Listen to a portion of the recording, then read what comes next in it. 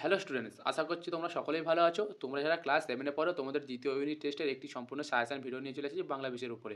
এর আগের ভিডিওতে তোমাদের সেট 1 এর সমস্ত এমসিকিউ গুলো দিয়েছি। দেখে নাও এই এমসিকিউ গুলো তোমরা যারা ভিডিওটি দেখোনি তোমরা অবশ্যই ভিডিও দেখে নেবে। এখান থেকে অনেক প্রশ্ন তোমাদের পরীক্ষায় কমন আছে। আজকে তোমাদের সেট 2 দেব। দেখে নাও তোমাদের সেট 2 এ এইসব প্রশ্নগুলো থাকবে।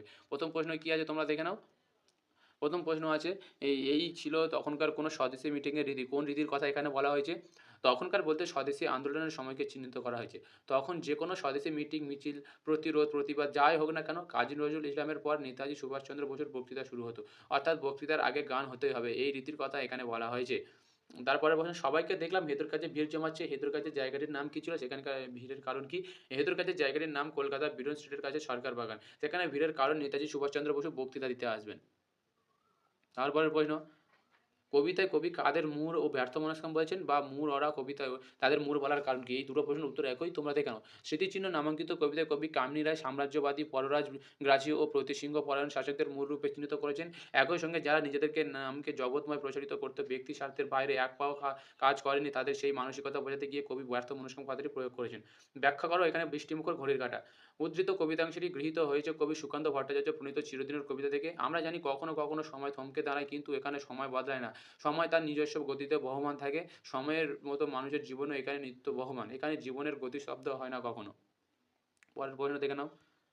কাল স্রোতে কাদের নাম ধুয়ে যায় সেই স্রোতে কাদের স্মৃতি গ্রাস করতে পারে না। যারা মানুষের উপকারের কথা না ভেবে নিজেদের স্মরণীয় রাখার জন্য বিশাল বিশাল সৌধ নির্মাণ করেছে কাল স্রোতে তাদের নাম ধুয়ে যায়।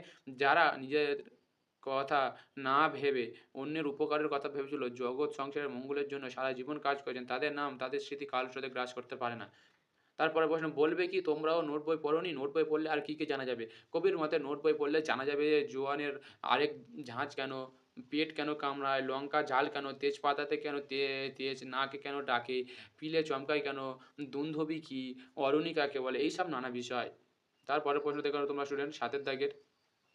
মনের দৌড়ে মানুষ চ্যাম্পিয়ন এমন কয়েকজন মানুষের কথা লেখো যাদের শারীরিক অসুবিধা থাকলেও মনের দৌড়ে সত্যি তারা প্রকৃত চ্যাম্পিয়ন হয়ে উঠেছিল। এমন কয়েকজন মানুষ হলেন Helen Keller, Stephen Hawking, Steve Jobs, Majdur Rahman Baidya, Sudha Chandran প্রমুখ। তারপরের প্রশ্ন দেখে নাও তোমার স্টুডেন্ট ৮ এর দাগের। প্রাণী মাত্রকেই খাবার সংগ্রহ করতে হয়। গাছ কীভাবে না দৌড়ে তার খাবার সংগ্রহ করতে পারে? গাছ না দৌড়ে ক্লোরোফিল ও সূর্যালোকের সাহায্যে তারা খাবার সংগ্রহ করতে পারে। তারা মাটির নিচ থেকে শিকড়ের সাহায্যে জল সংগ্রহ করে। গাছের পাতায় থাকা ক্লোরোফিল দ্বারা সূর্যের আলোর উপস্থিতিতে বাতাসের কার্বন ডাই অক্সাইড দ্বারা খাদ্য প্রস্তুত করে। পরের প্রশ্ন, মানব হৃদয় ভূমি করি অধিকার। কারা কীভাবে মানব হৃদয় ভূমি অধিকার করে? মহান মানুষজন তারাই যারা নিঃস্বার্থভাবে সাধারণ মঙ্গলের জন্য কাজ করে যান। যারা মানুষের জন্য কাজ করে, যারা মানুষের মধ্যে মিশে থাকে তারা মানব হৃদয় ভূমি চিরকালের জন্য অধিকার করে নেন। পরের প্রশ্ন দেখে নাও তোমরা। টিকা লেখক কাজী নজরুল ইসলাম। উত্তর দেখে নাও। বাংলা কাব্য ও সাহিত্য জগতে কাজী নজরুল বিদ্রোহ কবি নামে পরিচিত। বহু দেশাত্মবোধক গান, কবিতা তিনি রচনা করেন। তার রচিত গান নজরুল গীত নামে পরিচিত। সেই জীবনে তিনি পঙ্গু হয়ে পড়েন ও স্মৃতিশক্তি হারিয়ে ফেলেন। তার বিখ্যাত কাব্যগ্রন্থ অগ্নিবীণা, বিষের বাঁশি, দোলন চাঁপা প্রভৃতি।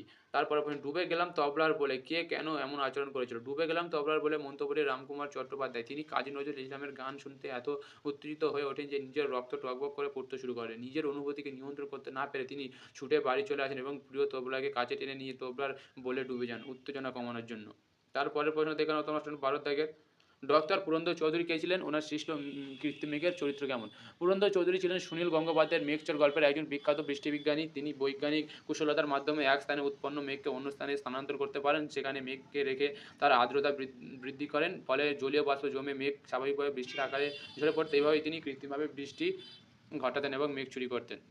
নোট বইয়ে কোন ভালো কথা লিখে রেখেছেন, কীভাবে তার প্রশ্নের উত্তরগুলি জানবেন। উত্তর দেখে নাও।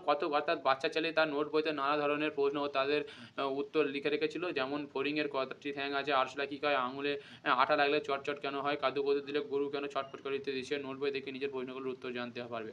পরের প্রশ্ন, অর্ধ তৎসম শব্দ কাকে বলে? উদাহরণ দিয়ে বুঝিয়ে দাও। অর্ধ তৎসম বলতে সেই সব শব্দকে বোঝায় যেগুলো মূলত সংস্কৃত ভাষা থেকে এসেছে কিন্তু বাংলা ভাষায় ব্যবহার হতে হতে কিছুটা পরিবর্তিত হয়েছে।